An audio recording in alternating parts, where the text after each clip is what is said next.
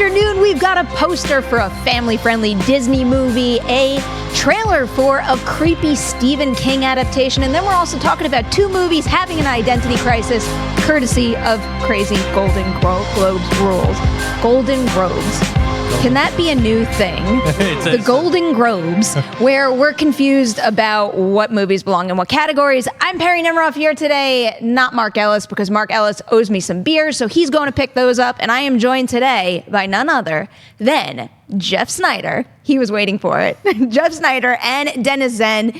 Dennis, I haven't been on the movie talk table with you in so long. This is such a treat. I filled in when you were gone at New York Comic Con and Ellis, and when you went to TIFF as well. So I've been actually on Movie Talk a decent amount lately, but you were at TIFF as well. I can feel the electricity here, well, though. I don't think this combo has been on the table yet before. We were also like mailbag buddies for forever, so it felt so right to be back on a panel together. Well, I'm glad to be here. So before we jump into today's lineup, I just want to let you guys know about something that broke later this afternoon. We're not going to discuss it because we have repeatedly before.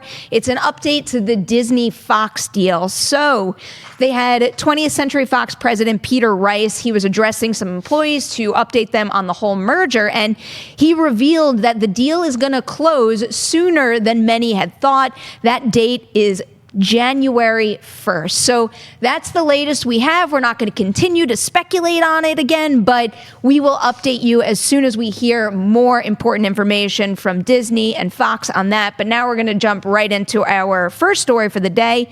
This is the story about A Star is Born and Bohemian Rhapsody at the Golden Globes, because IndieWire is reporting that they are both going to be submitted in the drama category, not the comedy or musical category, as many would expect. The studios, so Warner Brothers and Fox respectively, made this decision, so it was up to them. I think that they are trying to position themselves to get that prestigious award right before Oscar nominees. The voting happens for those. So that's where we stand. A little bit of a strained decision here. But Jeff, I'm wondering, do you think for the sake of Oscar nominations, do you think this was the right or wrong move for these two movies? I think it is the right move and the only move. Like, this is what I was tweeting about yesterday. If Warner Brothers wants A Star is Born to be taken seriously at the Oscars, which is ultimately, you know, sort of why you do the whole awards thing, then you need to go in the drama category at the Golden Globes. You can't just take the easy way out and go the comedy or musical route. It just has this taint to it. It has this, I guess it's a stigma. I'm a little surprised that Bohemian Rhapsody is doing the same thing, because I think that might actually fare better on the musical side of the ledger. But I would like to see studios doing this more rather than sort of taking the easy way out like The Martian did, and Fox put it up for comedy. It was ridiculous. So wait, to follow up, you think that Academy voters really do look at this and say, if you are in contention for comedy or musical, it isn't as valuable as being in contention for drama at the Golden Globes? I don't know if it's so much Academy voters as it is just the public perception at large, which I think goes a long way. I mean, the voters are ostensibly taking their cues from the media. I mean, that's why we covered these races, no? I guess. I mean, thinking as someone who's, part of the Golden Globe audience at large, I guess I never really look at it and say, oh, winning the drama. You don't see the connection there at all. I see the connection, but I think it only becomes an issue when we run into these situations where it seems like a movie is in the wrong category. That's when I start to see the red flags going up. But for example, if I just take A Star is Born, to me, I always filed that in the comedy or musical category. So let's say that had been in that category, and I don't know, name any other drama was in the drama category and each of them won, I wouldn't give that one more weight than A Star is Born winning in that category.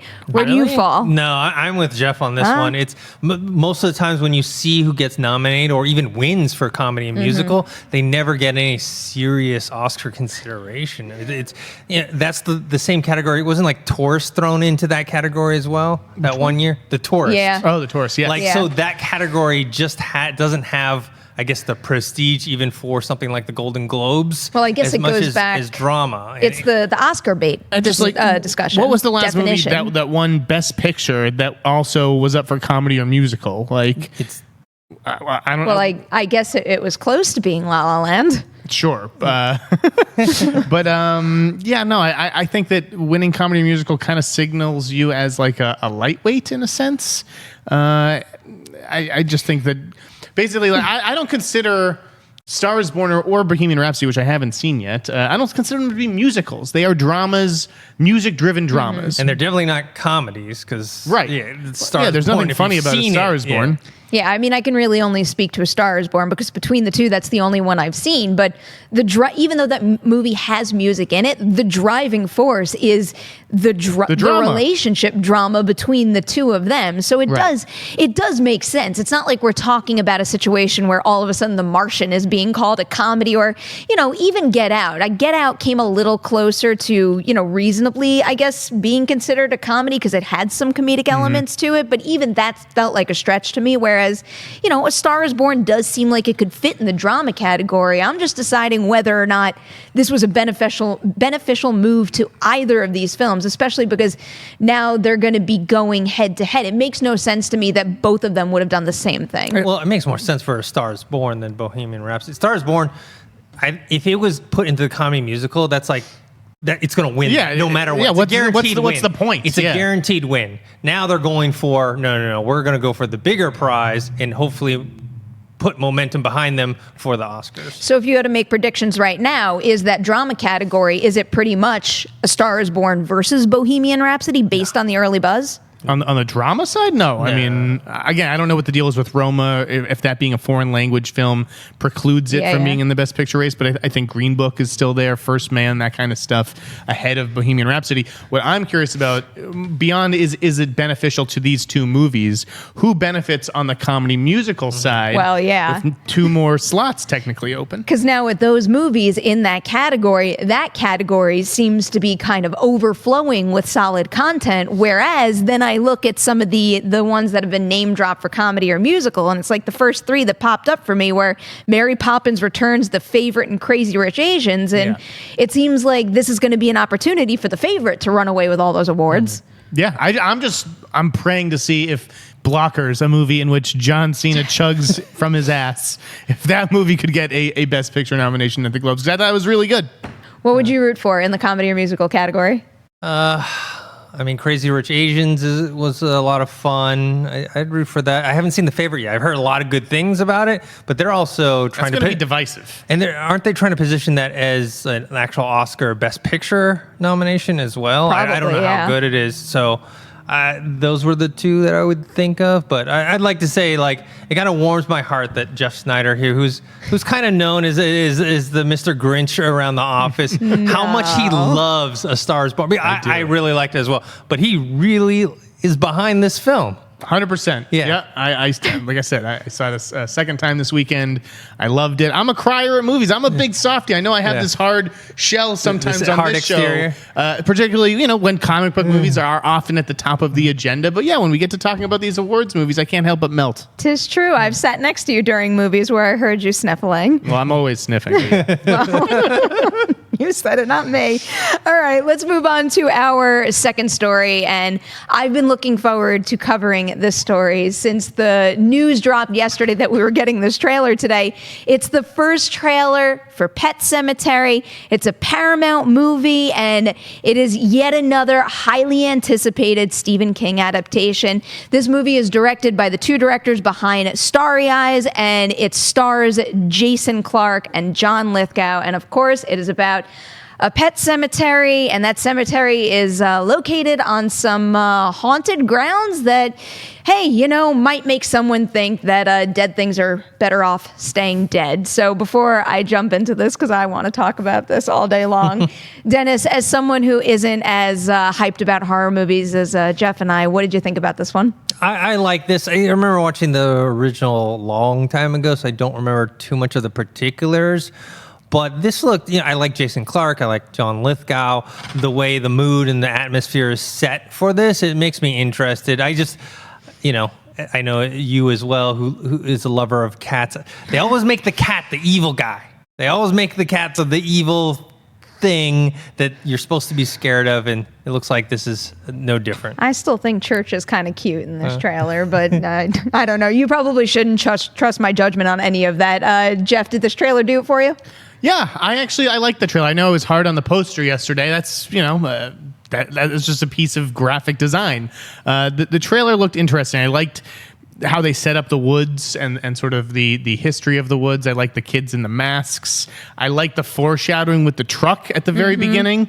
That was very good.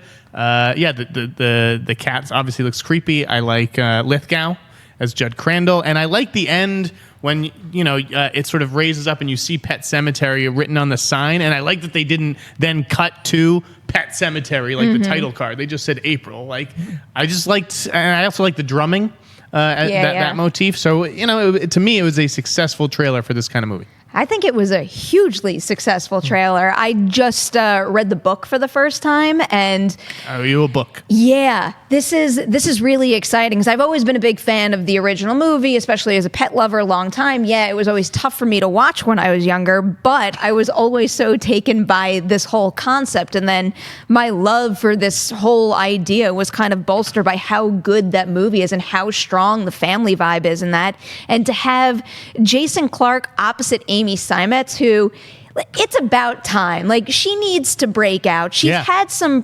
She's had in one of the Alien movies, right? She was in Covenant. Yeah. She's had a number of important roles in various movies, but none that really.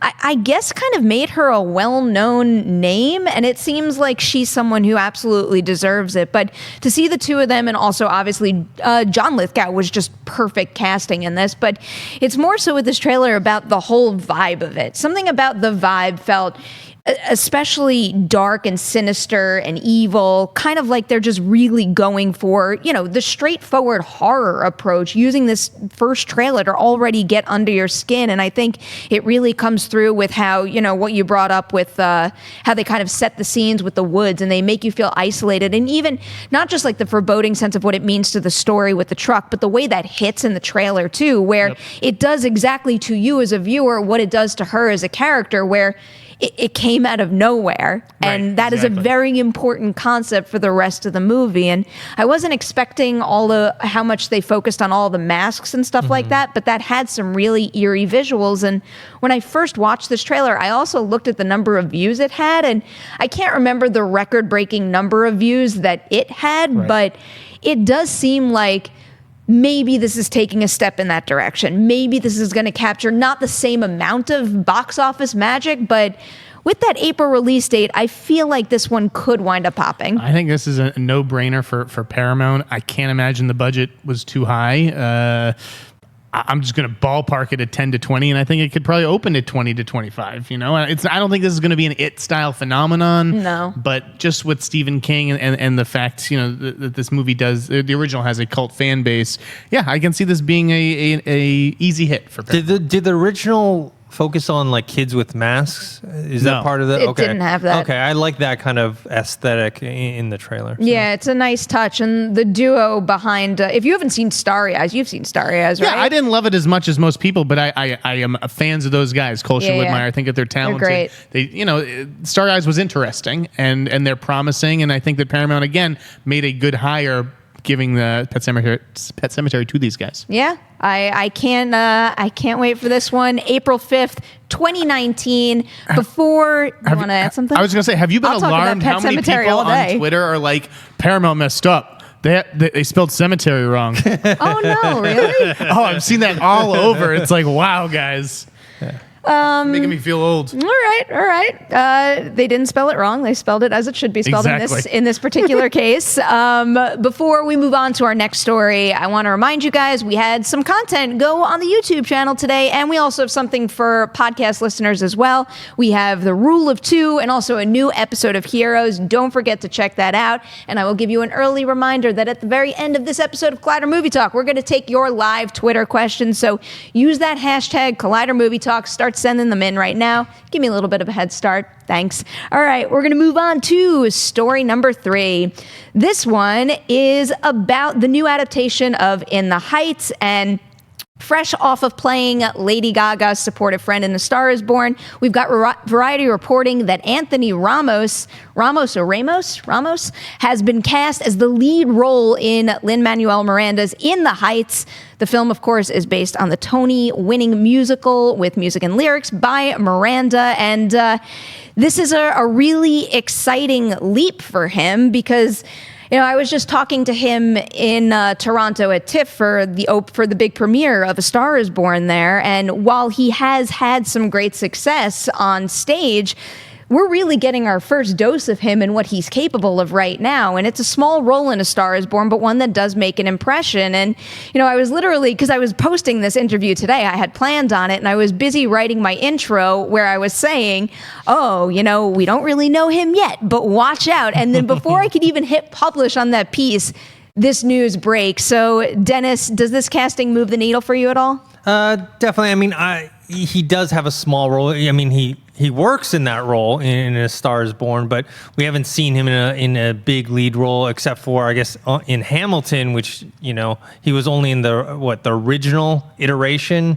of Hamilton on Broadway. So by the time I saw it, he wasn't in that role here in LA. Mm-hmm. So I think that hopefully he can do this role justice. I'm just wondering, maybe Sneider knows, is John M. Chu shooting this next, or are they trying to fast track Crazy Rich Asians 2 and trying to skip over this? This is definitely next. This is heating up for sure. This was a pleasant surprise to see this news today, and yet it was so blatantly obvious. Like, how did I not think of this, given Anthony Ramos's connection to Lin-Manuel Miranda, having worked with him on Hamilton?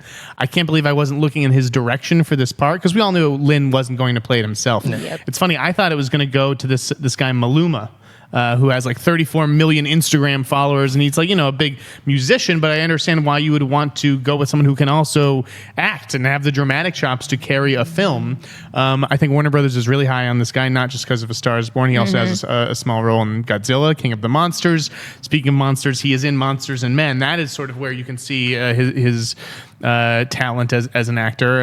That was a Sundance movie. Again, I didn't love it, but it has gotten some really good reviews, and for him in particular. He's been in a couple of other movies like White Girl and Patty Cakes as well. I think that John Chu is eyeing some big names for the supporting cast to fill out around him. I've heard names like Sofia Vergara or Isa Gonzalez from Baby Driver, Rita Moreno. So we'll see, how he fills out this ensemble, but this is definitely a high priority project over at Warner Brothers. Yeah, I mean, all those names, if any of that comes to fruition, I think would bode really well for the possibilities for a movie like this.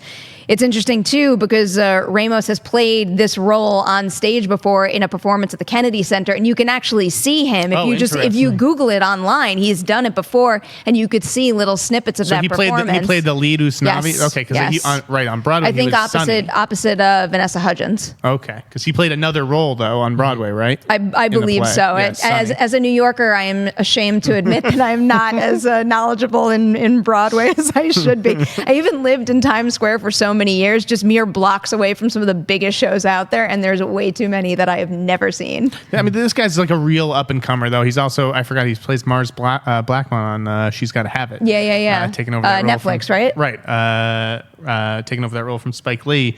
So I think that he's certainly up and coming, and Warner Brothers, I like this hire from them and Lin-Manuel and John Chu. Yeah, solid step forward. If you want to hear a little more from him, you could check out my interview with him about A Star is Born. He tells this really inspiring story about a teacher in his life who basically helped him with his college essays and helped him get the money for his tuition. And it was just, if you need a little motivation in your day, a little inspiration, it was a great story to hear.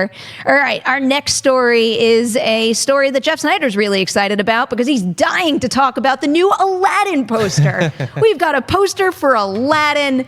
That's it. It's a teaser poster.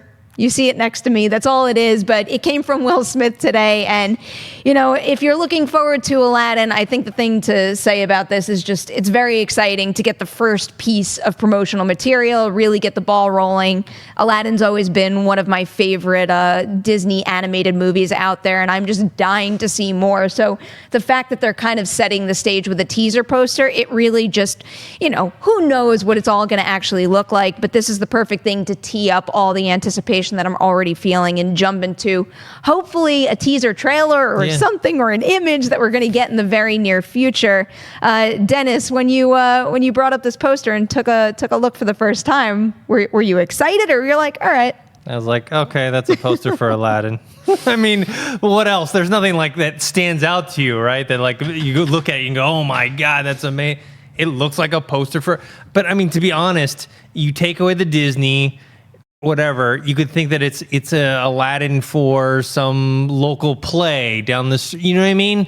Like, it doesn't really invoke any type of big budget, big Disney film. Sure, later when we see the teaser trailer and they're going to eventually have the characters hopefully on the poster. I'm waiting to see what Will Smith looks like because he says, "Oh, wait to see me in blue," which means maybe we're getting some sort of CGI amalgamation of what we saw in the animated series and Will Smith himself put together. So I don't know. I think that's probably the thing I'm looking most forward to. So wait, I'm looking at the original teaser poster for Beauty and the Beast, and like this one is just the lamp. That one was just the rose. Yeah. Did you have the same reaction to the rose poster? Yeah. Okay. I think that's more. It just plays more with people's nostalgia, I guess, and then.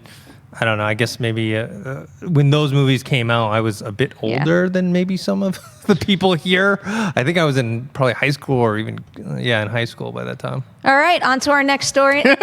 you wanna I'm with. It's like, again, if you take Disney off this poster, it could be a poster for the I Dream of Genie reboot. Like, I would have liked to have seen Aladdin, maybe just like the title card.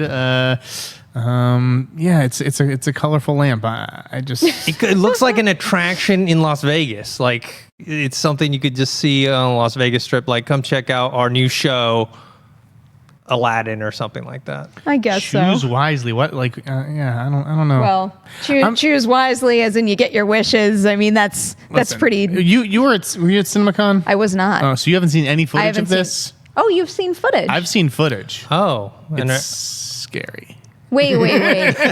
Scary looking? Listen, I hate to be that guy, and I will reserve I will reserve the right to change my mind once the trailer comes out, and we get to see everything with finished effects. But this was the #1 movie at CinemaCon that I was like, that's going to be a problem. So have you seen the Will Smith? I've seen Will Smith as the genie. Okay. Looked like a real mistake. Okay. Wait. So explain, what does he look like as the genie? Is he looks silly. Bathed in CG? No, he wasn't. It wasn't in CG or anything like that. It was just a lot of really weird hairstyle choices. It just looked really goofy. It looks like the kind of movie you fire your entire team after it comes out. Again, Disney is bulletproof and critic-proof, and they'll release this and they'll make a zillion kajillion dollars. But yeah, I'm nervous about this one way more than something like Dumbo, which I think looks wonderful. Okay, well. That was an awkward sour note. Am I the only one saying this? Have you not? I haven't seen it. Heard those rumblings? I haven't seen it either. And if we've heard about it, clearly I felt like at a CinemaCon there was definitely some worries. Okay, all right. Well, we're gonna have to wait and see for ourselves. But there's a little. You might find out tomorrow. Something. Yeah, I mean, who knows? Yeah, sometimes when no guarantees, of course, but sometimes when they do release, a first poster or even a first look image, the next thing to come is a teaser trailer. So hopefully we do get that soon. Right now we've got another Stephen King story for you to wrap up this lineup here. So we're talking right now about Dr. Sleep. It is the follow-up to The Shining based on the Stephen King novel of the same name. And of course it revolves around a now adult Danny Torrance, who in this case is played by Ewan McGregor. And he remains psychologically traumatized by the events of his childhood. And he's also taken up his father's legacy of alcoholism and anger. So when our own Christina Radish sat down with the director of that movie, Mike Flanagan, in anticipation of his new Netflix series, The Haunting of Hill House, he told her that it's very safe to assume that Dr. Sleep will be R-rated. So having read Dr. Sleep, obviously The Shining, Stanley Kubrick's The Shining, is rated R, and there's enough blood in it to justify that R rating. When I read Dr. Sleep, I can't say that I necessarily thought this book, this part of this story needs to be R rated. So I did find that interesting, but not necessarily a must in this case. Dennis, did you figure that Dr. Sleep was going to get the R rating? I mean, I was going to assume so, but I hadn't read the book, so I was just assuming based on the fact that it was going to be the Shining sequel that it would be rated R. And, there's a lot of people, they're talking about studios that are afraid to make certain movies rated R because of the limitation of box office. But I figure horror should not follow under that category because, most horror falls under an R rating. It is interesting that he said he wanted to honor both the Kubrick family and the book itself, Stephen King. Stephen King is notoriously against the Kubrick version of The Shining. So I don't know, to achieve what he's saying he's going to do it's going to be a tall order to honor both, which are, in my mind, opposing. Yeah, views. that's the question I really want answered ASAP is this Dr. Sleep movie a faithful adaptation of Dr. Sleep the book, or is it a faithful sequel to the Stanley Kubrick movie? Because it would be a pretty big difference in my mind. But from a business perspective, Jeff, is R rating the way to go with this movie? I think so. I think Warner Brothers proved it to themselves with it and saw how that performed. I don't understand. It's like we're moving away, I think, from the days where R really was a restrictive rating. I think that, the audience that goes to the movies these days, particularly these kinds of movies, they want R rated. I think Venom, it may have hurt Venom financially, but it may have helped Venom, in the long run. Had Venom ended up being R, at least from a creative standpoint, I think it would have been a better movie. So I like that Warner Brothers is embracing the tone of the book and sticking with an R rating on this. And what about this idea of, I like this quote that he says that, he's basically standing in Stanley Kubrick's shadow, and he knows that I'm not Kubrick, I'm never gonna be, and I'm not trying to be. How important is it to you guys that he adhere to the style, the tone, and everything Kubrick established in that movie? Because I'm assuming that when we see things like a teaser poster and a first trailer, it's going to say, it's going to have some sort of mention of the original movie. I have no idea, because when I was reporting on this, Warner Brothers was downplaying it, and they would call and be like, just so you know, it's not a sequel to The Shining. They were very precious about the language. That's weird. That's like when that big period of time where Prometheus supposedly was not a prequel to Alien, they shied away from it, and then when it didn't do as well as they had planned, they're like, oh, maybe we should have talked about Alien in the promotion. I remember the conversation, because it was like, wait, what do you mean it's not a sequel to The Shining? It's based on a book, and that book is a sequel to the book The Shining. It's also, you could use that verbiage and be safe, because The Shining is a book and The Shining is a movie. They may be very different, but you could use that and it's still accurate. I don't think that this movie will look or sound or do anything like The Shining. I think it'll be a faithful adaptation of the book. So as far as him paying homage to Kubrick and all that stuff, I don't think that's going to be up on the screen. I've seen a lot of people say those kinds of things, and they have to pay lip service to the masters. But I can't imagine this will give me Shining vibes. All right, let's play a little game right now. I'm going to pit Pet Sematary. I'll rephrase this as the Ellis game. Okay, you're going into a movie theater. You've got two screens to choose from, Pet Sematary and Dr. Sleep. Which one are you seeing? I hate this question, because now that I'm thinking about an answer, I don't think I could choose. I mean, I'm seeing Dr. Sleep. I haven't read that book. I'm not very familiar with the story, certainly not compared to you or Riley. But from what you guys have told me and how excited you've been about the casting on that film, it sounds really interesting. And I feel like I've seen Pet Sematary before. So yeah, I'm going to see Dr. Sleep. Yeah, Dr. Sleep, just because it is the sequel to The Shining. That's why I don't understand why they wouldn't use that in the marketing material. You want to know what happens to Danny Torrance after what happens when he's a child and the repercussions of that. So it's more interesting. It might not be the better movie, but it's at least more interesting from that standpoint. Yeah, it's like a higher ceiling, but also a higher probability to just go horribly wrong. Yes. Am I a jerk if I don't answer my own question? Yes. Yeah, what do you got?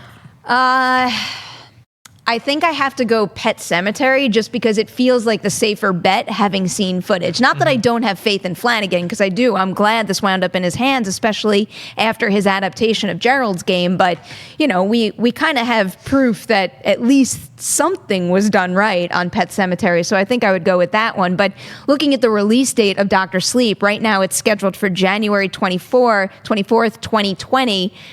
We were talking a little bit about Pet Sematary's chances to catch It numbers. Again, I don't think this is going to catch that same kind of wave and become a phenomenon in the same way. But to me, the end of January is that time where things could pop to a point that they couldn't in the past. And, we've had movies like Split come out and make a crazy amount of money, and we've seen the kind of attraction that a Stephen King property has nowadays. So how big can Dr. Sleep go at that time of year? I mean, it'll depend on the marketing materials and all that. It has a cool title, and obviously the Shining connection going for it. I can't imagine it going more than 35 to 40. Yeah, and also you have to remember, while we here revere The Shining, not many young people have seen The Shining. It's one of those things where we're talking about a lot of sequels to movies that we kind of are beloved by us, and then the sequels come out and nobody watches them. And I think if you went on the street right now, asked some young people if they've seen it before, they probably heard of it.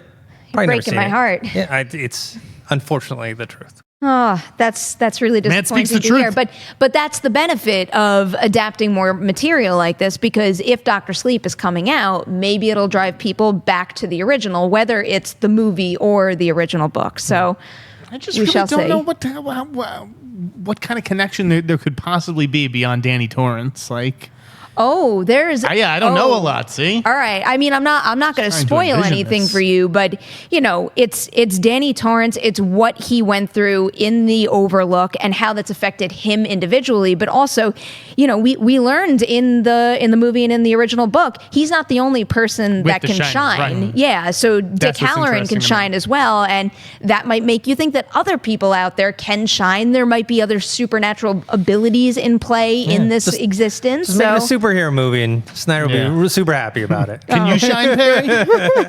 I wish. Actually, I don't in the case of this story. Right now, I'm going to fill you in on everything we've got coming your way on the Collider Network tomorrow, and it's a lot of content.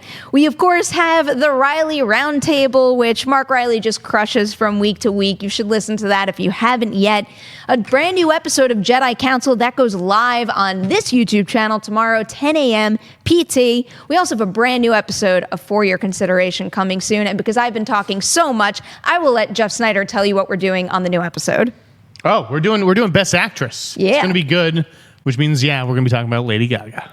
I am quite pumped for you guys to see that conversation. It's a good episode, guys. Tune in, don't miss this. It really, really was. We also have a Sportsbook Thursday night, and of course, Movie Talk coming your way live tomorrow, 4 p.m. PT. So check that out. Now we've got some Twitter questions. So there's a lot here, and the first one I'm going to give you guys is one from The Real Nix, who asks, "Who would play each of you in a movie?" Who are you going with? Am I this age? Am I 34? Could it be young Jeff Sneider? I feel thinner and better looking with more hair? I'm already disturbed by the idea of a coming of age story for Jeff Sneider. Oh boy. I value talent, so I gotta go, no matter how crazy he is, Shia LaBeouf. That's actually kind of appropriate. Shia's the man. Probably John Cho. Okay. Probably the right style and look and feel. People think I'm only allowed to be played by people with bangs, and Felicity Jones has had bangs in movies, so fine, I'll go with her. All right, here's a good Stephen King question, given the Stephen King heavy episode we had today. This one comes from Project Avant, who writes, "What movie based on a Stephen King book / short story should get a remake next? My pick is Salem's Lot." I have not read a lot of Stephen King stuff. I mean, I think the obvious one, they have tried to do it for years and it just hasn't gone anywhere, is The Stand. And I really like The Stand. The miniseries is very good, but it's also a little dated. and it could certainly be done better by like a major filmmaker.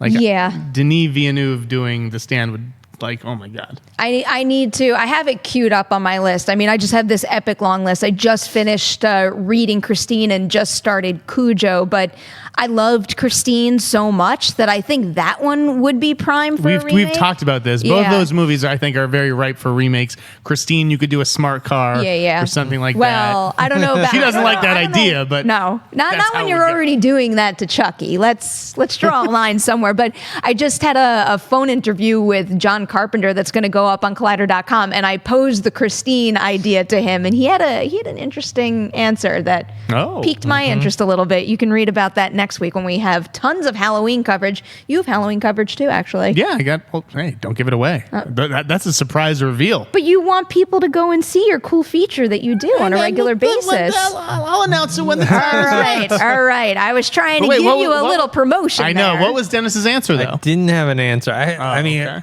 The Stand is something I've watched some of the limited series, so yeah, if they updated that, but wouldn't that have to be like 3 movies or something like that? I don't know if they could fit that whole story in one movie. I think that's why they were looking at it for TV. You know, that you could do a 3-hour movie. It's going to feel crowded. Yeah. But to speak to the suggestion of Salem's Lot, I don't know about that one, because that's actually the book that I read before Christine, and it kind of didn't do it for me like other Stephen King books did. But even that movie, or the movie, I'm not a big Salem's Lot. You know, it's dated, to say the least. It's old. Yeah. So, I mean, maybe that does mean it's time to have another version, but we've had so much vampire content out there when there's so many other Stephen King books that are so much more.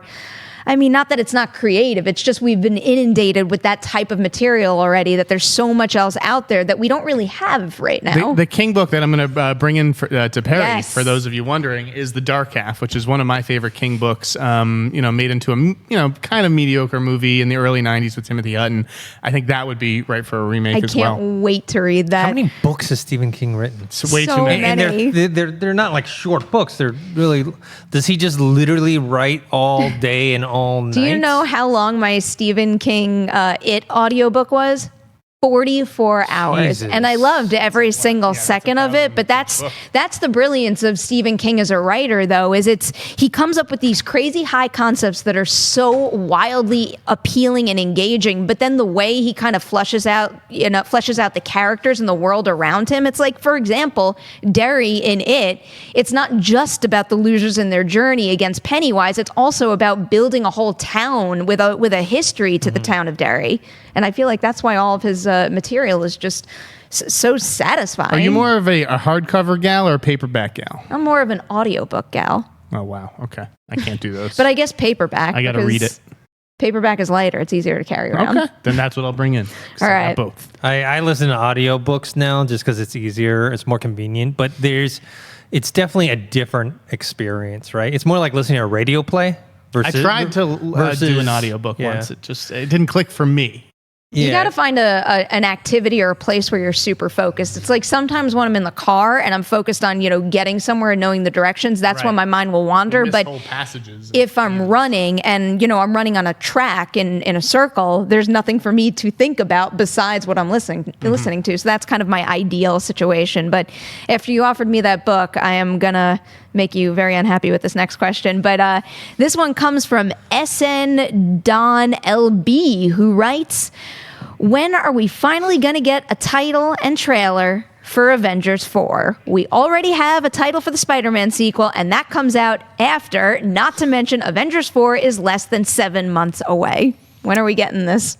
The difference between Captain Marvel and Avengers 4 is, 2 months? Is that what it is? Which one? Between when Captain Marvel comes... March and May. Yeah, so that's too late to do that. Heard so many rumors before December. You can't say that. Sorry, not before Christmas. Before Christmas? Yeah. I think that'd be a great Christmas gift for Marvel fans. I was trying to think when they announced the Infinity War title, but that was a long time before because they were going to do Infinity War 1. Infinity War 2, right? It's part 1, part 2, which is I still contend it's still part 1, part 2. They just wanted to change the name because of the lack of success at the box office for these part 1, part 2 movies. Right. What did you think of? I mean, did you see that when Ruffalo went on the talk show and then he supposedly said the title and they bleeped it and then somebody undid the bleep? Did you not? I heard about that, but I didn't actually go and watch the original footage. Neither did I, but I mean, it was Anton Volkov on Twitter who sort of did the investigation there. I mean, did you want to know what he allegedly said? I don't think that's the real title because there's no way Mark Ruffalo is going out into a live studio audience and telling everybody it. But I mean, part of me doesn't want to know if I'm not meant to know, but also I can't help it. it was like he said. Apparently, it was called The Last Avenger, which is interesting because it kind of sets up maybe one Avenger surviving. But I've heard so many. Like, here's one. I just Google Infinity War title revealed, and you get so many answers. One's Annihilation, Avengers Annihilation. Wasn't like Endgame one of them as well? Endgame. There's there's so many. I don't know. What was the first last Avenger? Yeah, the last. That because Captain America, the first. Yeah. That intrigues me a little bit. As far as the trailer goes, I guess part of me wants them to wait and to kind of find a creative, interesting marketing spin to pave the way from Captain Marvel to Avengers 4, because we know she's going to have a huge effect on whatever they do to resolve the whole snap situation. So it would be a really interesting creative challenge if, let's say, and it's not like Marvel needs to market this movie to make money, if they just put the focus on Captain Marvel and then based on whatever happens in Captain Marvel, kind of use that to pave the way to Avengers 4. But even now, as I'm saying that idea, that is so heavily reliant on people seeing Captain Marvel the second it comes out.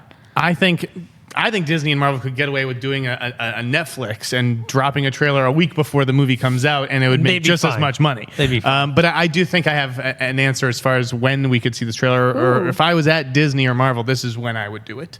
I think if they have one big question mark on their release calendar right now, and that is the Nutcracker and the Four Realms. And if I were them, and I want to get people in the theaters for Nutcracker, I would release the trailer attached to prints of that. So you would bet on that versus a theater that might be maybe a little more full in Mary Poppins?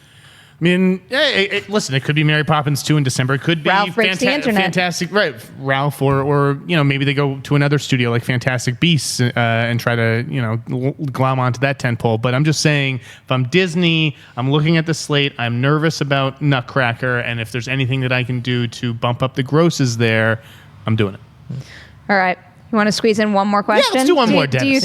Do you care if it's a superhero question? Because it's going to be. All right, here's the one I'm going to go with. This comes from The Unknown Gamer, who writes, when do you think is the earliest we see the Marvel Fox characters in the MCU? Especially now, we've discussed this before, but now that January 1 date is in play, and also, we have those recent quotes from Steve's exclusive interviews with Simon Kinberg. When do you think we're actually going to be able to see someone? So the date is January 1st for the closing of the sale? Yes. I mean, they still have to put out Dark Phoenix, New Mutants. What else is still in the pipe? Dark Phoenix, New Mutants. I know. They're going to scrap that Gambit movie. He They're tossing that thing Gambit. They're going to toss that thing in the trash. What do you think? I blanked. I got a very important email. What's happening? Oh, this is what happens when I give Jeff Sneider superhero stories. We are predicting when we're going to see some Fox superheroes in an MCU movie. Because of the new date that they said, which is going to be this January. End of 2020? Or end of 2019? That seems really early for me. I think what we're going to wind up seeing is that let's say the deal does really close January 1. I think that whatever happens I think there's creative opportunities to basically kind of plant the seed for what's to come in regards to the idea of mutants existing in the MCU. And I think that's something that they could get across even with just a little bit of verbal recognition, or maybe as a post-credit scene in Avengers 4. But as far as any of these characters being on screen and featured in a full film, I'm sure they're thinking about it now at least, but development, pre-production, production, post, and then release, it takes so long. That's not what I was asked though, Perry. End of 2019, I just think you could see, like you alluded to, maybe a cameo from one of these Fox Marvel characters in a Disney movie. It's so hard to read your face because I never know when you're just like making a prediction out of nowhere or when you might know something. I don't know anything. I don't think that Disney and Fox know anything yet. I'd say 2020, but maybe post-credit scene like you mentioned. I just don't think they'll be able to help themselves. And as soon as they get their hands on these characters, they're going to want to put out some kind of tease or something that things are coming. Okay. Yeah. All right. I can't not do this one last one, so we're going to do one more quick question. All right. This comes from Galafasi Rob, who writes, what is your favorite cult horror or Halloween movie? For me, it's Space Invaders. Do you want some time? Yeah, cult Halloween. Does it have to be Halloween related? Killer Clowns from Outer Space. Okay. That's my pick. I stole it from you, Dennis. That's a solid one. I'm trying to think of cult. Oh, man. I don't necessarily think he means like a movie about cults, but a cult classic. Yeah. I'm just trying to think of. I think when I look at Halloween movie, it has to go to the one that is my Halloween tradition and has been since it was first available, and it's Trick or Treat. That is a movie that just really embraces the whole idea of Halloween and what it can mean for so many different people. And it's just, you could feel Dougherty's excitement for Halloween kind of just oozing off the screen in that movie, which is why I watch it every single Halloween. What would be considered a cult horror movie? Pick small any but passionate fan base. Man, because I tend to only watch the bigger ones that people recognize. Because I'm not a horror fan, so I always listen to. We got to school you in the horror cult classics here. This is very disappointing. Oh, I mean, Army of Darkness. Okay. I watch and enjoy it, but that's like a horror comedy, All right, so Rob, if you're looking for some more movies to watch, you've got Trick or Treat, Killer Clowns from Outer Space, and Army of Darkness, all solid choices. That's it. That's all the time we've got for you today. Thank you for bearing with me. It was really a pleasure and a treat to be back in the host seat again. A special thank you to Cody back there, who always makes sure that this whole thing doesn't burn down as much as it could. Then also we have Jeff Sneider. Thank you so much. Of course, Cody. I've got a trade offer for you after this. No, because I have trade offers too. We're all trying to take advantage of Cody Hall. I was looking at it because I'm busy Googling fantasy football tips, and I see all the players that week 6 you should have your eye on, and he's got quite a few of them. We're coming for you, Cody. Dennis is far less stressed because he's not playing fantasy football right now. I am quite surprised how many people watched that fantasy draft that we shot. There was a ton of people that watched it. I have a real problem now. If you guys knew how much, so it's like, how the new iPhone with the new iOS, it gives you the screen time. I think that the large majority of my screen time, the reason it's gone up is because of the damn NFL app, which is a major problem for me. You know what? I want to sign off right now because I need to check my lineup. Thank you guys so much for watching this episode of Movie Talk. We will see you again tomorrow, 4 p.m. PT. Hey everybody, Mark Ellis here. Thanks for watching this episode of Collider Movie Talk. You want to watch more? Then click up here, or you can click right here for more great content from Collider. And if you haven't subscribed to Collider Video, do so right now and share this vid with your friends. Thanks for watching.